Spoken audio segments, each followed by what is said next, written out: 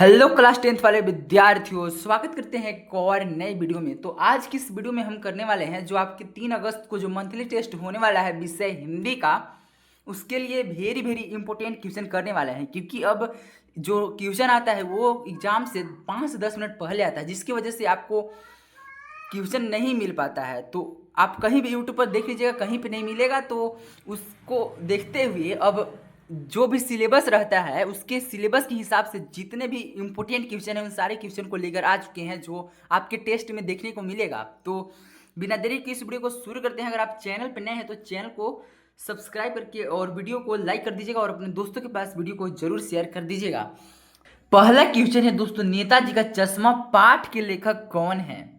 तो यहाँ पे पहला है रामवृक्ष बेनीपुरी, बी है स्वयं प्रकाश, सी है यशपाल और डी है यतीन्द्र मिश्र। तो जो नेताजी का चश्मा पाठ के लेखक है वो आपके स्वयं प्रकाश हैं। और यानी कि जो आपका मंथली टेस्ट 3 अगस्त को होने वाला है उसका जो सिलेबस है नेताजी का चश्मा और संगतकार जो कविता है यही दोनों से क्वेश्चन देखने को मिलेगा।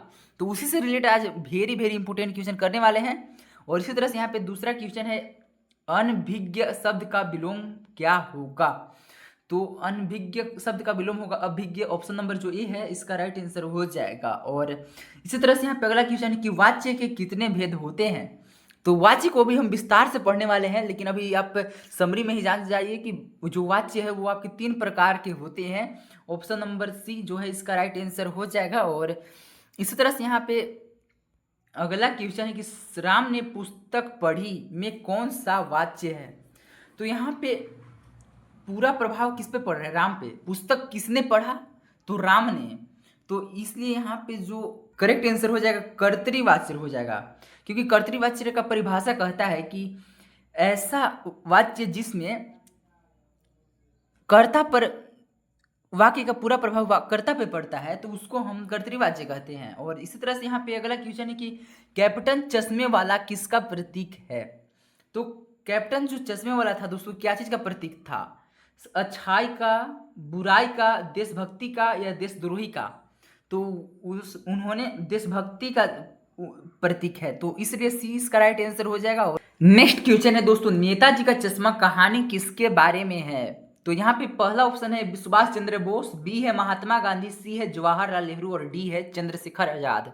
तो जैसा आप अगर पढ़े होंगे चैप्टर तो उसमें मुख्य पात्र कौन रहते हैं कि उसमें मूर्ति जो रहता है सुभाष चंद्र बोस का, जिनके मूर्ति पे चश्मा नहीं रहता है। तो ये जो कहानी है आपका सुभाष चंद्र बोस के बारे में है। और इसी तरह से यहाँ पे अगला क्वेश्चन है कि नेताजी की मूर्ति कहाँ लगाई गई थी?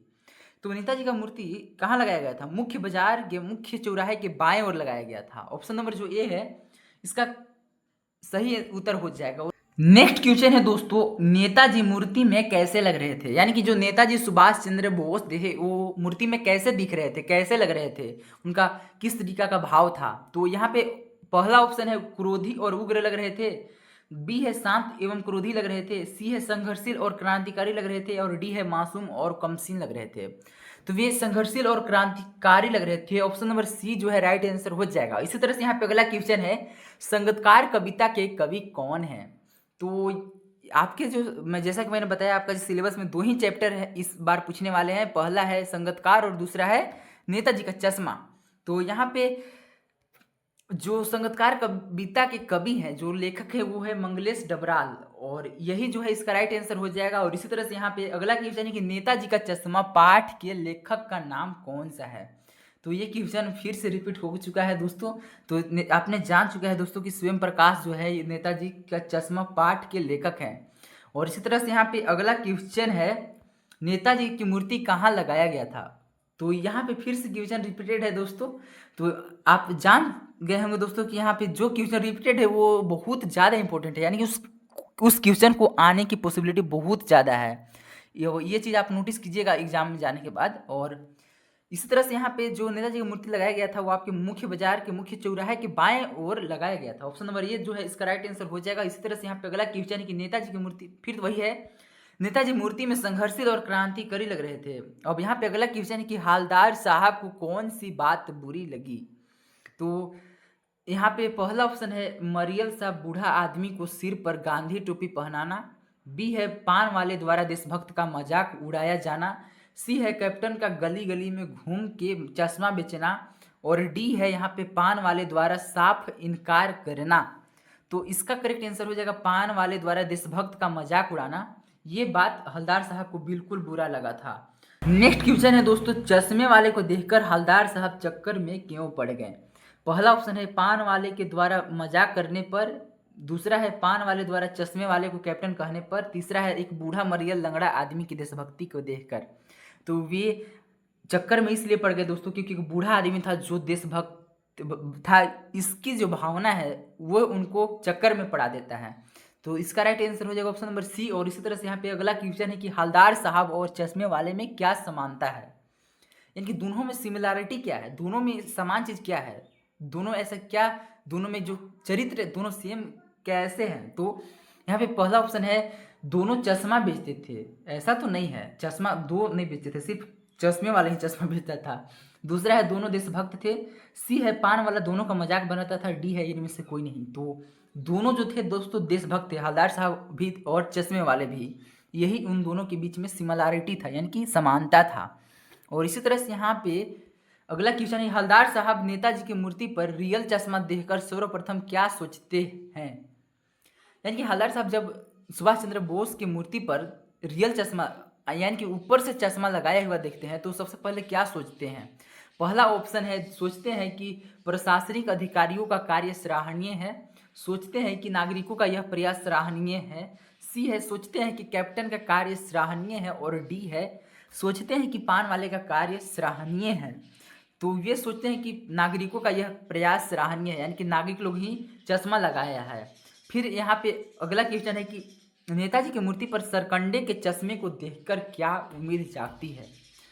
तो यहाँ पे पहला ऑप्शन कह रहा है ज्ञान प्राप्ति की उम्मीद, बी है नए लोगों में देशभक्त की उम्मीद, सी है यहाँ पे अपनी तरक्की की उम्मीद, और डी है देश की तरक्की की उम्मीद। तो यहाँ पे इसका करेक्ट आंसर हो जाएगा ऑप्शन नंबर बी, नए लोगों में देशभक्त की उम्मीद। क्योंकि लोग चाहे गरीब है चाहे जैसे भी है, लेकिन सरकंडे का ही चश्मा लगाए ना, तो ये नए लोगों में देशभक्ति की उम्मीद, अपने देश के प्रति प्रेम को दिखाता है, दर्शाता है। इसी तरह से यहाँ पे अगला क्वेश्चन है कि ड्राइंग मास्टर का क्या काम था? तो ड्राइंग मास्टर का जो काम था दोस्तों, सॉरी काम बोल रहे हैं, नाम है यहाँ पे। तो ड्राइंग मास्टर का नाम मोतीलाल था, जो कि ऑप्शन नंबर ए है, इसका राइट आंसर हो जाएगा। और सेक्शन ए के सारे क्वेश्चन अब समाप्त हो चुके हैं और हम सेक्शन बी के अंतर्गत इंटर कर चुके हैं। सेक्शन बी का पहला क्वेश्चन है दोस्तों, सेनानी न होते हुए भी चश्मे वाले को कैप्टन क्यों कहते थे? यानी कि चश्मे वाला जो था वो कभी भी अपने देश का जवान नहीं रहा, फिर भी लोग उसे कैप्टन क्यों कहते हैं? तो इसका उत्तर यहाँ पे लिखा हुआ है कि सेनानी न होते हुए भी चश्मे वाले को लोग कैप्टन इसलिए कहते थे क्योंकि सच्ची देशभक्ति उसके हृदय में था। उसके हृदय में देश और देश के स्वतंत्रता सेनानियों, विशेषकर नेताजी सुभाष चंद्र बोस के प्रति अगाध अथाह प्रेम समान था। इसी तरह से यहाँ पे दूसरा पॉइंट है नेताजी के प्रति समर्पण। उसे नेताजी के बिना चश्मे वाली मूर्ति देखकर बहुत दुख होता था, इसलिए वह अपनी दुकान के चश्मे में से एक चश्मा नेताजी के मूर्ति पर पहना देता था। फिर यहाँ पे तीसरा पॉइंट है फौजी जैसा जज्बा। चश्मे वाले के पास भले ही वो फौजी नहीं था, लेकिन वो शारीरिक रूप से कमजोर और बूढ़ा और लंगड़ा था, लेकिन उसके अंदर देशभक्ति की भावना किसी सच्चे फौजी या कैप्टन से कम नहीं था। इस तरह से यहाँ पे दूसरा क्वेश्चन है कि मूर्ति बनवाने का कार्य मोतीलाल को ही क्यों दिया गया?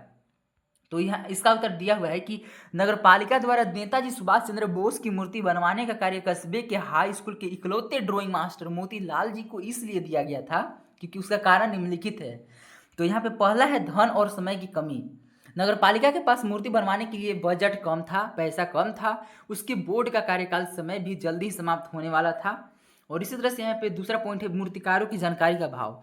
नगरपालिका के अधिकारियों को देश के अच्छे मूर्तिकारों के बारे में कोई खास जानकारी नहीं था, इसलिए मोतीलाल जी को ही चूज किया, सिलेक्ट किया, चयन किया। इसी तरह से यहाँ पे है तीसरा समय की बर्बादी। काफ़ी समय तो आपस में चर्चा करने और चिट्ठी पत्र में ही बर्बाद हो चुका था, इसलिए उन्होंने जल्दबाजी में मोतीलाल जी को ही चुना।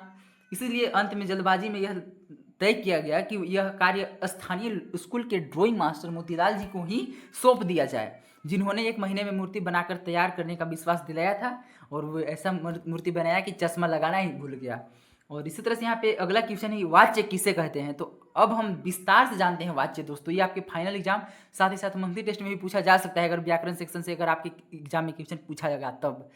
तो चलिए अब हम वाच्य को विस्तार से जानते हैं। तो यहाँ पे है लिखा हुआ कि क्रिया के जिस रूप से यह पता चले कि वाक्य में मुख्य बात किसके बारे में हो रही है, यानी कि दुनिया के किसी भी वाक्य में जो काम हो रहा है वो काम किसके बारे में हो रहा है, करता उसमें काम करने वाला कौन है, किस पर काम का प्रभाव पड़ रहा है, या कौन सा भाव, वहाँ पे क्रिया का अर्थ क्या है, उसे ही वाच्य कहते हैं। तो इसको और आसान से समझना है तो वाक्य में किसकी बात चल रही है, यानी कि वाक्य किस पर टिका हुआ है, उस वाक्य का मुखिया कौन है, ये बताने वाले तरीकों को ही वाच्य कहते हैं। तो अगर आपको एग्जाम में पूछा जाए तो इसको 3 कैटेगरी में बांटा जाता है, यानी कि जो वाच्य है 3 प्रकार के होते हैं, उनके 3 भेद होते हैं। तो यहाँ पे पहला है कर्तृवाच्य, यानी कि जिसमें कर्ता प्रधान होता है, जिसमें काम करने वाला मुख्य होता है, उसे कर्तृवाच्य कहते हैं। यानी कि यहाँ पे परिभाषा में भी लिख दिए हैं दोस्तों कि जिस वाक्य में काम करने वाला ही मुखिया होता है उसे ही कर्तृवाच्य कहते हैं। उदाहरण, राम पत्र लिखता है। यहाँ पे पत्र जो है किसके द्वारा लिखा जा रहा है, राम के द्वारा, इसलिए यहाँ पे राम जो है क्या है, कर्ता है, और जिसमें कर्ता को प्रधानता दिया जाता है वो कर्तृवाच्य है। और इसी तरह से यहाँ पे दूसरा है प्रकार कर्मवाच्य, यानी कर्मवाच्य, यानी वाच्य 3 प्रकार के होते हैं, जिसमें पहला हम लोग सीख चुके हैं, और दूसरा है कर्मवाच्य, जिसमें कर्म प्रधान हो, जिसमें कर्म को प्रधानता दिया जाता है, जो जिसमें कर्म मुख्य रूप से हो। तो इसका पहचान ये है कि इसमें काम यानी कि जो कर्म है मुखिया बन जाता है।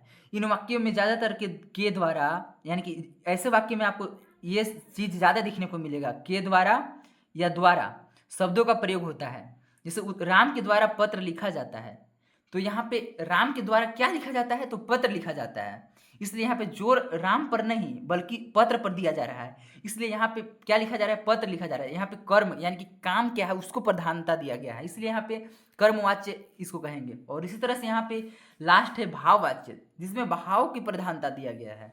भाव ऐसे शब्द होते हैं जिसको ना हम छू सकते हैं ना देख सकते हैं, आप जानते होंगे, अगर संज्ञा जानते होंगे तो इसका पहचान ये है कि जिसमें न कर्ता मुख्य होता है और न ही कर्म, बल्कि वाक्य का भाव मुख्य होता है, जिसमें अक्सर से, जो आपके वाक्य में कोई भी वाक्य रहेगा उसमें अगर से जहाँ पे दिखने को मिलेगा तो आप समझ जाइएगा कि यहाँ पे भाववाच्य प्रयोग हुआ है। और ज़्यादातर वाक्य नकारात्मक यानी कि नेगेटिव सेंटेंसेस होते हैं, जिसमें कोई मजबूरी या असमर्था दिखाई जाती है। जैसे कि उदाहरण, राम से चला नहीं जाता, यानी कि उसको क्या हो गया है, थकावट हो गया है। थकावट क्या है, तो ये भाव है, न थकावट को हम छू सकते हैं न ही देख सकते हैं, इसलिए यहाँ पे भाववाचक क्या है, राम से चला नहीं जाता, यानी कि इसका भाव है, वाक्य से कोई फर्क नहीं पड़ता, सिर्फ यहाँ पे भाव है कि राम से चला नहीं जाता, इसलिए क्योंकि वो थक चुका है, और थकना क्या है, भाव है। तो इसलिए यहाँ पे ऐसे भाव, जहाँ पे प्रधान, यहाँ पे प्रधानता भाव को ही दिया गया है, इसलिए इसको भाववाचक कहेंगे। और इसी तरह से यहाँ पे इसी से ऐसे क्वेश्चन पूछे जा सकते हैं कि भाववाच्य की परिभाषा सहित उदाहरण लिखना होगा। तो आप जैसा मैंने अभी पढ़ाया वैसा ही लिख दीजिए, आपसे 1 नंबर नहीं काटेगा वो पीछे करने वाला। इसी तरह से यहाँ पे अगला क्वेश्चन है कि गीत के अंतरे से भटकने वाले गायक को कौन संभालता है। तो ये आपके संगीतकार चैप्टर से वेरी इंपॉर्टेंट क्वेश्चन है, जो आपकी एग्जाम में पूछने की पॉसिबिलिटी हाई है। तो गीत के अंतर यानी जो गीत का जो लाइन होता है, जो गीत का लिरिक होता है, उससे भटकने वाले गायक को, जो सिंगर है, उसको कौन संभालता है। यानी जब कोई गायक गाना गा रहा है और वो लाइन को भुला गया तो उसको कौन संभालेगा, फिर अच्छे लाइन पे कौन लाएगा। तो यहाँ पे उत्तर में लिखा हुआ है कि गायन में मुख्य आवाज़ गायक की होती है, संगीतकार उसका साथ देता है, लेकिन गायक कभी कभी गाते गाते अपने लाइन से भटक जाता है, जब संगीतकार ही उसे संभालता है। और इसी तरह से यहाँ पे अगला क्वेश्चन है कि तार सप्तक से आप क्या समझते हैं। तो यहाँ पे उत्तर लिखा हुआ है कि ध्वनि की ऊंचाई और निचाई के आधार पर जो तार सप्तक है 3 प्रकार के होते हैं। पहला है तार सप्तक, दूसरा है मध्य सप्तक और तीसरा है मद्र सप्तक। साधारण ध्वनि को मध्यम सप्तक कहा जाता है और मध्य सप्तक के नीचे की ध्वनि को मंद्र सप्तक कहा जाता है। मध्य सप्तक से ऊंची ध्वनि को तार सप्तक कहा जाता है। लेकिन नॉर्मली अगर आप कोई गीत गा रहे हैं तो एक ही आवाज़ में, एक ही सुन में, एक ही धुन में, मतलब अगर आप कोई गीत वो गा रहे हैं तो वो नॉर्मली कौन सा सप्तक हो जाएगा, वो आपका मध्य सप्तक हो जाएगा। और अगर आप मध्य सप्तक नॉर्मली आवाज़ से और थोड़ा नीचे और कम आवाज में अगर बोले तो वो हो गया मध्य सप्तक, और इससे भी अगर हल्का सा ऊंची और हल्का सा मतलब मध्य सप्तक से कम और ध्वनि सॉरी मध्य सप्तक से कम और मध्य सप्तक से हल्का ज्यादा, अगर मीडियम और उससे बीच में अगर ऐसा आवाज आती हो तो उसे मध्य सप्तक से यानी कि उसको तार सप्तक कहा जाता है। इसी तरह से यहाँ पे अगला क्वेश्चन है कि कवि के अनुसार संगीतकार गायक का साथ क्यों देता है। तो कवि के अनुसार संगीतकार उसका ना तो शिष्य है और ना ही उसका कोई रिश्तेदार, वह केवल इसलिए साथ देता है ताकि वह बढ़िया से गा सके, और वह मुख्य गायक का साथ मनुष्यता समझ कर देता है। इसी तरह से यहाँ पे अगला क्वेश्चन है कविता में किसे नौसिखिया कहा गया है। नौसिखिया का अर्थ होता है जब कोई भी चीज को नया शुरू से जीरो से लेके सीखना, जीरो से एकदम मतलब शुरुआती लेवल से सीखना। तो यहाँ पे उत्तर इसका लिखा हुआ है कविता में कवि ने मुख्य गायक को नौसिखिया कहा है। कवि यहाँ पर यह बताने का प्रयास किया है कि जब वह सीख रहा था तब उसके गुरु भी उसको सिखाते संभालते थे, उसी प्रकार संगीतकार उसको अब संभालते हैं जैसे कि वह नौसिखिया हो। इसी तरह से यहाँ पर अगला क्वेश्चन है किसके स्वर में हिचक साफ सुनाई देता है। तो अगर आप पढ़े होंगे दोस्तों तो संगीतकार के सुरों में हिचक साफ सुनाई देता है। तो यहाँ पे लिखा हुआ है संगीतकार के स्वर में हिचक साफ सुनाई देती है, उसकी आवाज मधुर है, भारी भी है, लेकिन फिर भी उसे गायक के पीछे पीछे ही गाने को कहा जाता है, जिसके कारण उसके स्वर में हिचक साफ सुनाई देता है। अब इसी तरह से सेक्शन बी के सारे क्वेश्चन हम लोग कर चुके हैं। अगर बहुत वेरी वेरी इंपॉर्टेंट करा है कि हाई पॉसिबिलिटी के सारे क्वेश्चन यहीं से आएंगे हिंदी में। इसी तरह से सेक्शन सी के अंतर्गत यहाँ पे दीर्घ उत्तरीय प्रश्न है जो जहाँ से आपको 3-3 नंबर के क्वेश्चन देखने को मिलेंगे। तो यहाँ पे फिर वही आ गया है वाच्य के कितने भेद होते हैं, उदाहरण सहित परिभाषा लिखिए। अगर आपको आपके टेस्ट में अगर ग्रामर सेक्शन से क्वेश्चन आएगा तो वाच्य पक्का आएगा। तो इस जैसा हम लोग पहले ही एक्सप्लेन कर चुके हैं, तो यहाँ पे लिख दिए हैं हम दोस्तों किस प्रश्न का उत्तर सेक्शन बी में दे दिया गया है, जो हमने देख लिया है। वहाँ पे फिर से देख सकते हैं अगर समझ में नहीं आया हो तो। यहाँ पे क्वेश्चन नंबर दूसरा है नेताजी का चश्मा पाठ के पान वाले का एक रेखा चित्र प्रस्तुत कीजिए। तो रेखा चित्र प्रस्तुत करने का मतलब ये नहीं कि चित्र छाप देना है पान वाले का, बल्कि यहाँ पे उसको शब्द के माध्यम से ऐसे लिखना है जिससे कि कोई पढ़े तो दिमाग में तुरंत चित्र बन जाए। तो यहाँ पे उत्तर लिखा हुआ है कि नेताजी का चश्मा पाठ के आधार पर पान वाले का रेखा चित्र निम्नलिखित है। तो उसका जो शारीरिक बनावट था दोस्तों, पान वाला एक काला मोटा और खुशमिजाज व्यक्ति था। जब वो हंसता था तो उसकी बॉडी से तोंद थिरकने लगती थी, यानी कि जो उसका मोटापा जो पेट था दोस्तों, उसका जो तोंद था थिरकने लगता था, हिलने लगता था। और दूसरा है पान खाने की आदत, उसकी दुकान पान की थी और वो खुद भी हर समय मुंह में पान ठुसले रहता था और चबाते रहता था। अधिक पान खाने के कारण उसके दांत काले लाल हो चुके हैं। और इसी तरह से यहाँ पे अगला क्वेश्चन है मजाकिया और बातूनी स्वभाव।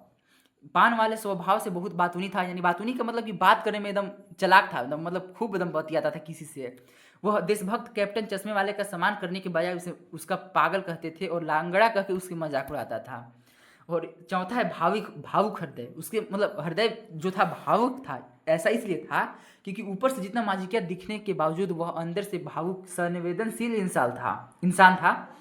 पाठ के अंत में कैप्टन की मृत्यु की खबर हवलदार साहब को जैसे ही सुनाई दिया, नहीं हवलदार साहब जैसे ही पान वाले को बताया कि चश्मे वाले की मृत्यु हो गया तो वो उदास से हो गया और उसके आंखों में आंसू झलक यानी कि आ पड़े थे, क्योंकि वो सोचा कि जिसकी मजाक हमने ज़िंदगी भर उड़ाया वो आज दुनिया से चला गया। ये बात सुन के उनकी आंखों में आंसू आ रहे थे और वे उदास हो चुके थे।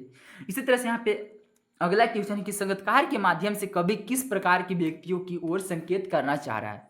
यानी कि जो आपके संगीतकार कवि है, अरे सॉरी संगीतकार जो कविता है, उस कविता को पढ़ने के बाद कवि जो है किस लोगों की ओर संकेत करना चाहते हैं, किस लोग की ओर फोकस करना चाहते हैं, किस लोगों की ओर जानने की उत्सुकता बढ़ाना चाहते हैं। तो यहाँ पे उत्तर लिखा हुआ है कि संगीतकार के माध्यम से कवि कला अथवा किसी भी क्षेत्र में सहायक की भूमिका निभाने वाले, यानी कि संगीतकार के माध्यम से कवि ये बताना चाहते हैं चाहे दुनिया की कोई भी कला हो, कोई भी ऐसा काम हो, किसी भी सेक्टर में किसी भी क्षेत्र में हो, उसमें जो उसके साथ किसी भी काम को करने में, किसी काम को मुकाम हासिल पहुंचाने में जितने भी सहायक की भूमिका निभाने वाले व्यक्तियों की ओर संकेत करना चाह रहा है। कवि का मानना है कि संगीतकार जैसे सहायक लोग किसी भी क्षेत्र में प्रमुख व्यक्तियों के महत्व को बढ़ाने के लिए अपना जीवन समर्पित कर देते हैं, लेकिन उन्हें उतना महत्व नहीं मिलता जितना मुख्य भूमिका में रहने वाले लोगों को मिलता है। संगीतकार को ज़्यादा लोग महत्व नहीं देते हैं, केवल मुख्य लोगों को दिया जाता है। जैसे कि अगर अभी वर्तमान में एक अच्छा एग्जांपल देके बताएं तो आप आर्यन केल्विन को जानते होंगे। तो यहाँ पे आर्यन केल्विन को सब कोई जानता है, लेकिन उसके टीम मेंबर को कोई ज़्यादा उतना महत्व नहीं देता है, कोई नहीं जानता है उसमें सबसे ज़्यादा मुख्य फोकस किस पे किया जाता है, आर्यन केल्विन पे। इसी तरह से और बात बताएं तो ये सारे सेक्टर में ऐसा होता है। जैसे कि अगर हेमंत सोरेन हमारे मुख्यमंत्री हैं, लेकिन कोई भी डिसीजन मेकिंग या कोई भी निर्णय लेने से पहले उनके बहुत सारे IAS IPS या कोई अधिकारी होते हैं, कोई निर्णयकार होते हैं, उन लोग के माध्यम से ही वे लेते हैं। लेकिन यहाँ पे किसका बात जब न्यूज वगैरह में छपता है तो किसका बात आता है कि हेमंत सोरेन ने ये कहा, लेकिन उनके संगतकार को कोई नहीं, यहाँ तक कोई जानता भी नहीं है कि उसका संगतकार है। सब लोग जानते होंगे कि सिर्फ हमारे मंत्री जी हैं, हमने ये ट्वीट किया, वे ये चीज़ की है, ये भाषण की, ये चीज़ की है, लेकिन उससे पहले उन्हें निर्णय ये सब सहायक संगतकार लोग कर देते हैं, भला ही वो एक सहायक रूप में करते हैं। इसी तरह से यहाँ पे अगला क्वेश्चन है कि संगीतकार जैसे व्यक्ति संगीत के अलावा और किन किन क्षेत्रों में दिखाई देते हैं। तो संगीतकार जैसे व्यक्ति हैं, जो लोग हैं, संगीत के अलावा, गान बजान के अलावा और बहुत सारे क्षेत्रों में दिखते हैं। जैसे कि संगीतकार जैसे व्यक्ति संगीत के अलावा राजनीतिक में, जैसे कि अभी एग्जाम्पल लेके बताया, सामाजिक रूप में, धार्मिक क्षेत्रों में भी देखे जा सकते हैं। और राजनीतिक में नेता के पीछे चलने वाले कई लोग भी होते हैं, जैसा कि हमने अभी बताया। ऐसे ही लोग उस नेता की ताकत और पहचान होते हैं। सामाजिक क्षेत्रों में भी सामाजिक अगुवा के पीछे चलने वाले कई लोग होते हैं, लेकिन मुख्य पहचान आगे रहने वाले व्यक्ति को ही मिलता है। ऐसे लोग भले ही उनका महत्व बढ़ा रहे हैं, लेकिन उन्हें पहचान दिलाने वाला कोई नहीं है इस दुनिया में, और वे पूरा जीवन कुर्बान कर देते हैं सिर्फ उस मुख्य व्यक्ति को जिंदगी में सफल बनाने के लिए। इसी तरह से यहाँ पे अगला क्वेश्चन है कि संगीतकार किन किन रूपों में मुख्य गायक गायिकाओं की मदद करते हैं। तो यहाँ पे उत्तर लिखा हुआ है कि संगीतकार निम्नलिखित रूपों में मुख्य गायक गायिका की मदद करते हैं। पहला है अपनी आवाज़ और गूंज मुख्य गायक की आवाज़ से मिलाकर उनकी आवाज़ का बल बढ़ाते हैं। दूसरा है जब गायक गाते गाते कहीं गहरे चला जाता है और अब लौटने में दिक्कत होता है, अपनी लाइन भूल जाते हैं, जो गाने का जो लाइन होता है, जो गाना पहले गाया उसके बारे में अगर भूल जाता है, तब संगीतकार उसे मूल यानी जो पहले गाना गाया था उसी लाइन पे लाद लेता है। जब गायक गाते गाते थक जाता है, तब संगीतकार उसे सहारा देके उसकी सहायता करता है। तो ये रहा आज का वीडियो दोस्तों। कमेंट में बताइएगा कि क्या आपको क्वेश्चन समझ में आए और आंसर समझ में आए कि नहीं आए। और थैंक यू यहाँ तक देखने के लिए, और मिलते हैं एक और नए वीडियो में। तब तक के लिए बाय बाय। इसी तरह से सारे सब्जेक्ट का क्वेश्चन अपलोड हो चुका है इसी चैनल पे, तो जाइए और देखिए। मिलते हैं एक और नए वीडियो में, तब तक के लिए बाय बाय।